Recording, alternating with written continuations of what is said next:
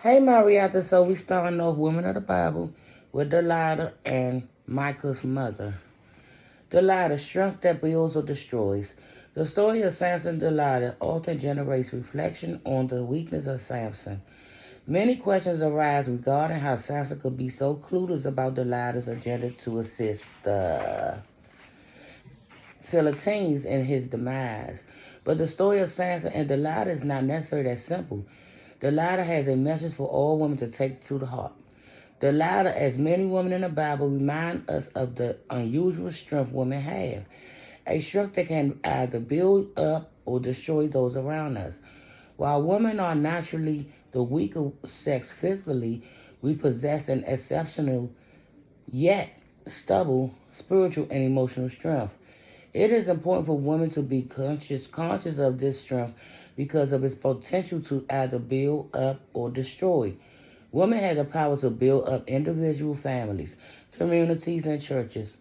Likewise, that same power can also destroy. Delilah chose to destroy a man for money. She could have chosen to help build up his character, as Deborah attempted to do with Barak. Instead, as a result of her decision, at the same time that Samson was destroyed, so were thousands of Delilah's people. Delilah held a special power over Samson's heart, and it wasn't exclusively the power of sexual attraction. Although Delilah had proved herself untrustworthy, she still was able to make Samson feel comfortable with her. The people in our lives, especially our loved ones, need to feel comfortable around us. They need to feel as if they can trust us. We, in turn, should not use this special power to destroy them, but to help them grow into the people God has called them to become. Women must be aware of the strength that God has given us and understand that Satan desires to use this strength for evil.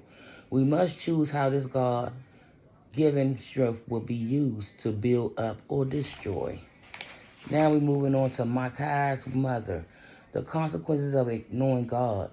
Little is known of the mother of this man named Micah, not the Micah who wrote the book of the Old Testament bearing his name, except what is written in Judges 17. She lived with her son in Ephraim. From her story, women of color who are mothers can learn three things that they should not do. Number one, be dishonest. Dishonesty leads to negativity consequences. When her son returned 1,000 shekels of silver that he had stolen from her, she stated her intention to consecrate the silver to the Lord in order to counteract the curse that she had cast out. She announced that she would give the money back to Micah to make a carved image and cast idol.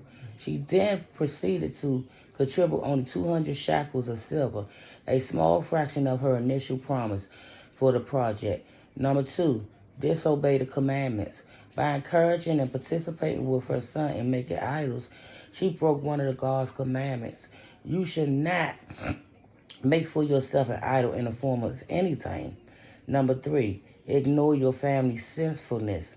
In addition to participating in the making of idols, there is no indication that Micah's mother tried to stop her son from installing her grandson, and later a Levite who